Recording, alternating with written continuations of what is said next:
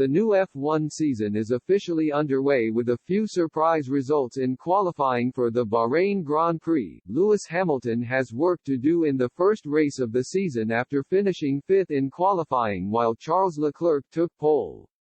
Mercedes rivals were all suspicious that they were sandbagging in preseason testing last week, but coming into practice this weekend it was clear that they were not up to speed compared to Ferrari and Red Bull. Both Ferrari and Red Bull were showing brilliant pace through practice and that carried over into qualifying. But the biggest surprise of the day came from Haas as both Kevin Magnussen and Mick Schumacher showed good pace with the Ferrari-powered engine. At the other end of the grid, it was a disaster for Aston Martin as both cars were knocked out in Q1. McLaren, after impressive displays in preseason, had been suffering more issues this weekend and Daniel Ricciardo couldn't find the right setup as he qualified 18th. Nicholas Latifi will start 20th while Yuki Tsunoda just missed out on making it through to Q2, but Alex Albon, on his return to F1 for the 2022 season, just pipped the AlphaTauri to the second session.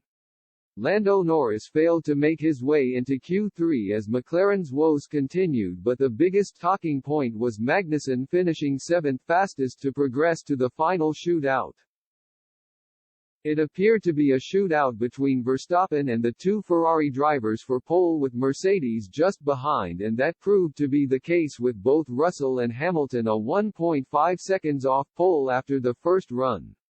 Sainz was on provisional pole after every driver finishing their first run, ahead of teammate Leclerc, but Verstappen was just 5 thousandths behind the Ferrari pair.